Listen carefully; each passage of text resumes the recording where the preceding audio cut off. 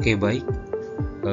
Pada kesempatan kali ini saya akan membahas terkait pemodelan matematika terhadap suatu penyakit. Untuk penyakit di sini saya mengambil penyakit kusta. Nama lengkap saya Lambertus Daniel Aba dengan NIM 8420223013. Program studi pendidikan matematika semester 5.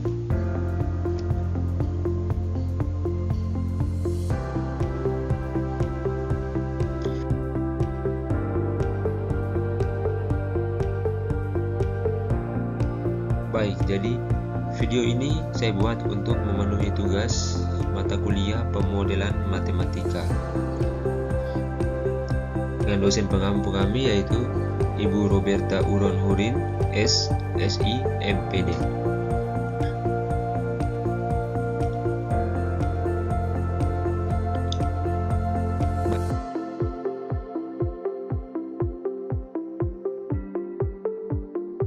Jadi pada modelan matematika ini terdiri dari 4 tahapan, yaitu identifikasi, asumsi-asumsi, model skema, dan model matematikanya.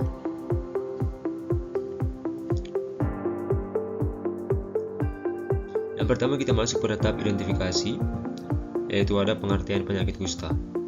Penyakit kusta atau lepra adalah penyakit infeksi kronis yang disebabkan oleh bakteri Mycobacterium lepra. Penyakit ini terutama menyerang kulit, saraf tepi, selaput lendir, saluran pernapasan atas, dan mata. Kusta berkembang perlahan-lahan dengan masa inkubasi. Waktu dari tertular sampai muncul gejala bisa sangat lama, antara 2 hingga 5 tahun, bahkan ada yang mencapai 20 tahun.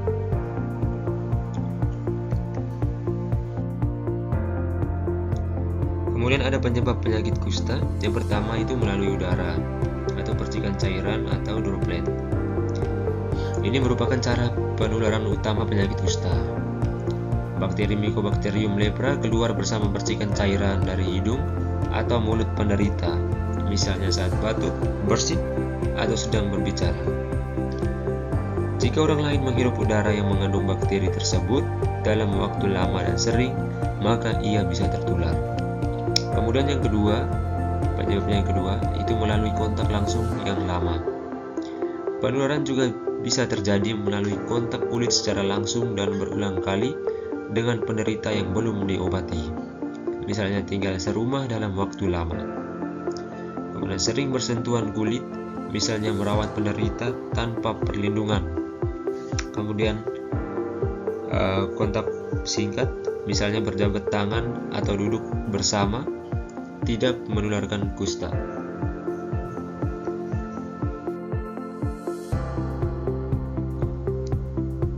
Kemudian yang ketiga itu melalui benda yang terkontaminasi, kontak tidak langsung. Meskipun jarang, penularan bisa terjadi melalui benda pribadi penderita yang terkontaminasi bakteri, seperti handuk, pakaian, spray, atau sarung bantal. Kemudian resiko ini sangat kecil dan biasanya hanya terjadi bila bakteri hidup lama di benda tersebut dan orang yang kontak memiliki daya tahan tubuh yang rendah. Kemudian yang keempat itu penularan dari ibu ke anak, kemungkinan jarang terjadi. Ada laporan bahwa Mycobacterium lepra bisa menular dari ibu ke janin atau bayi melalui plasenta atau ASI, tetapi kasus ini sangat jarang dan belum terbukti kuat secara ilmiah.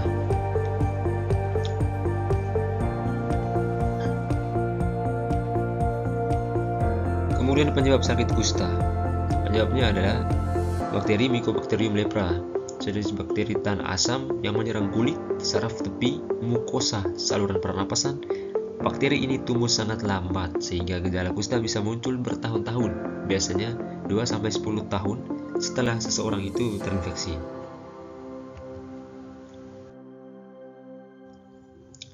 Kemudian ada gejala dan tanda kusta. Yang pertama pada kulit. Itu muncul bercak-bercak di kulit yang warnanya lebih terang dari biasanya atau kadang kemerahan. Kemudian tidak gatal dan tidak nyeri. Kemudian kehilangan sensasi atau mati rasa terhadap panas, dingin, atau sentuhan. Kemudian kulit di daerah tersebut menjadi kering dan tidak berkeringat. Kemudian penebalan kulit atau benjolan, nodul, bisa muncul pada beberapa kasus. Kemudian yang kedua, pada saraf tepi, mati rasa atau bal di tangan, kaki atau wajah, melemah atau lumpuhnya otot terutama di tangan dan kaki. Kemudian ada pembesaran saraf terutama di siku, pergelangan tangan dan leher. Kemudian ada luka pada tangan atau kaki karena hilangnya rasa sakit. Kemudian pada bagian tubuh lain, hidung tersumbat atau berdarah, mata kering dan bisa sulit menutup. Kemudian kita masuk pada tahap asumsi-asumsi. Jadi di sini saya menemukan ada beberapa faktor atau banyak faktor yang bisa menyebabkan terjadinya penyakit kusta ini. Adalah yang pertama, yaitu setiap individu dalam populasi pada waktu T selalu berada di dalam salah satu subpopulasi, yaitu rentan S, terpapar E, infeksi I, pengobatan T, dan sembuh R. Yang kedua, individu rentan bisa terpapar jika berinteraksi dengan penderita kusta. Kemudian daya tahan tubuh seseorang sangat berperan. Kemudian kepadatan penduduk tinggi dan sanitasi buruk mempermudah penularan. Kemudian karena adanya faktor genetik terhadap penderita. Kemudian individu terpapar akan terinfeksi penyakit kusta. Semua individu rentan terhadap penyakit kusta. Kemudian laju kelahiran masuk pada populasi rentan. Kemudian terdapat kematian alami setiap populasi. Kemudian terdapat masa inkubasi pada proses pembentukan penyakit kusta. Kemudian individu yang terinfeksi penyakit kusta dapat sembuh apabila melakukan pengobatan dan tidak berinfeksi dengan yang lain. Kemudian setiap individu yang telah sembuh dari penyakit kusta diasumsikan akan terinfeksi kembali. Kemudian lingkungan dan cuaca yang tidak mendukung dan rentan akan terinfeksi. Baik, dari faktor-faktor yang banyak tadi atau faktor umum tadi, saya memperoleh faktor-faktor yang lebih signifikan atau bisa lebih berpengaruh terhadap penyakit kusta ini. Yang pertama itu setiap individu dalam populasi pada waktu T selalu berada dalam salah satu subpopulasi, yaitu rentan atau S, terpapar E, infeksi I, pengobatan T, dan sembuh R. Individu rentan bisa terpapar jika berinteraksi dengan penderita kusta. Kemudian individu terpapar akan terinfeksi penyakit kusta. Kemudian laju kelahiran masuk pada populasi rentan. Kemudian terdapat kematian alami dalam setiap populasi. Kemudian individu yang terinfeksi penyakit kusta dapat sembuh apabila melakukan pengobatan dan tidak berinteraksi dengan yang terinfeksi. Kemudian setiap individu yang telah sembuh dari penyakit kusta diasumsikan akan terinfeksi kembali.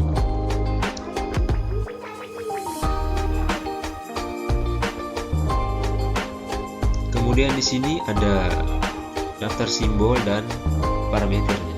Di kolom kiri ini ada simbol, dan di kolom kanan ini ada definisi dari simbol yang telah saya buat. Kemudian simbol yang pertama di sini ada S, jumlah individu rentan, kemudian E, jumlah individu terpapar, kemudian I, jumlah individu terinfeksi penyakit kusta, kemudian T, jumlah individu melakukan pengobatan, kemudian R, jumlah individu yang sembuh dari penyakit kusta, kemudian alfa, yaitu laju kelahiran, kemudian mu atau laju kematian, kemudian beta atau laju individu rentan menjadi terpapar, kemudian gamma, laju individu yang terinfeksi, kemudian epsilon, peluang individu yang tertular menjadi individu sembuh, kemudian beta, laju kesembuhan tiap individu yang terinfeksi adanya pengobatan, kemudian omega, individu yang sudah sembuh akan terinfeksi kembali, kemudian sigma, laju individu yang melakukan pengobatan menjadi individu yang sembuh.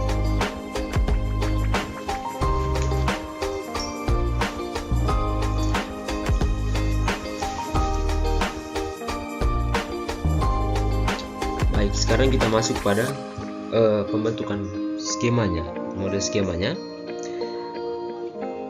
Pada pemodelan matematika saya ini, saya mendapatkan ada 5 populasi.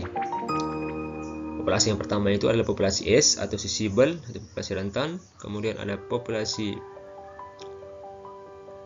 E, itu adalah populasi expose atau populasi atau jumlah individu yang terpapar. Kemudian ada populasi I atau infektif atau jumlah individu yang terinfeksi. Kemudian ada populasi T atau treatment atau jumlah individu yang melakukan pengobatan. Kemudian ada R atau recover, yaitu jumlah individu yang sembuh. Baik, jadi dari kelima populasi ini tidak akan pada setiap populasi ini akan mengalami perubahan seiring berjalannya waktu, serta pada setiap populasi ini juga akan mengalami kematian alami, bukan karena kecelakaan, bukan karena penyakit kusta, tetapi kematian karena hal lain seperti kecelakaan dan lain-lain. Kemudian kita akan mulai pada populasi yang pertama, yaitu populasi S. Pada populasi di sini teman-teman bisa lihat ada anak panah masuk dan anak panah keluar. Anak panah yang masuk itu berarti populasi itu memiliki penambahan, dan anak panah yang keluar itu artinya populasi mengalami pengurangan. Jadi untuk populasi yang pertama ini, di sini dia ada penambahan pada simbol alfa atau laju kelahiran, karena populasi S ini itu rentan terhadap kelahiran. Jadi setiap tingkat kelahiran itu masuk pada populasi S. Karena populasi S juga mengalami pengurangan, saya simbolkan dengan mu S, itu akibat kematian alami. Kemudian populasi juga mengalami pengurangan lagi, saya simbolkan dengan beta S, itu adalah laju individu rentan menjadi terpapar. Kemudian kita masuk pada populasi yang kedua, yaitu populasi E. Populasi E ini mengalami penambahan dari beta S, kemudian populasi E mengalami pengurangan pada mu E atau kematian alami. Kemudian populasi E juga mengalami pengurangan, yaitu dengan simbol epsilon ER, itu artinya peluang individu yang tertular menjadi individu sembuh. Kemudian populasi E ini juga mengalami pengurangan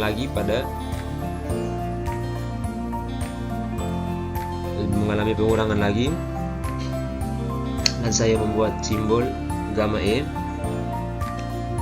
Gamma E itu adalah laju individu yang terinfeksi. Kemudian kita lanjut pada populasi yang ketiga, yaitu populasi I. Populasi I ini mengalami penambahan pada gamma E dan mengalami penambahan pada omega RI, di mana omega RI adalah individu yang sudah sembuh akan terinfeksi kembali. Kemudian populasi I juga akan mengalami pengurangan akibat tingkat kematian alami, saya simbolkan dengan mu I. Kemudian populasi I juga akan mengalami pengurangan lagi, saya simbolkan dengan theta I, yaitu laju tiap individu yang terinfeksi adanya pengobatan. Kemudian kita menuju pada populasi yang keempat. Populasi yang keempat itu populasi T. Populasi T sini mengalami penambahan, yaitu pada theta I. Kemudian populasi T juga mengalami pengurangan, saya simbolkan dengan mu T atau tingkat kematian alami. Kemudian populasi T juga mengalami pengurangan, saya simbolkan dengan sigma T. Sigma T di sini adalah laju individu yang melakukan pengobatan menjadi individu sembuh. Kemudian kita masuk pada populasi R, di mana populasi R ini mengalami penambahan dari sigma T, kemudian mengalami penambahan dari epsilon ER, dan mengalami pengurangan pada omega RI dan pengurangan pada mu R, yaitu kematian alami, disimbolkan dengan mu R.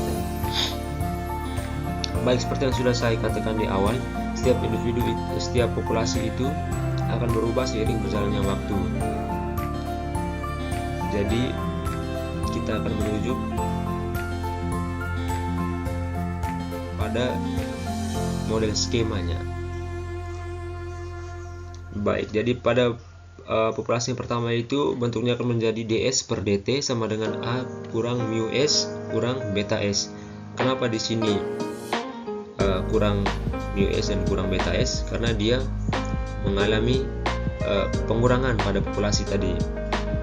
Anak panah yang keluar tadi kan ada pada mu s dan beta s, sedangkan anak panah yang masuk adalah alfa.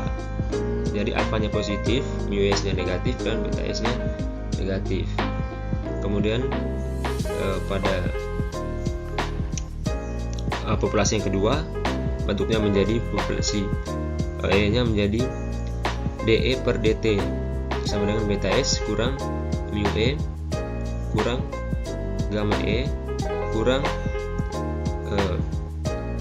epsilon ER.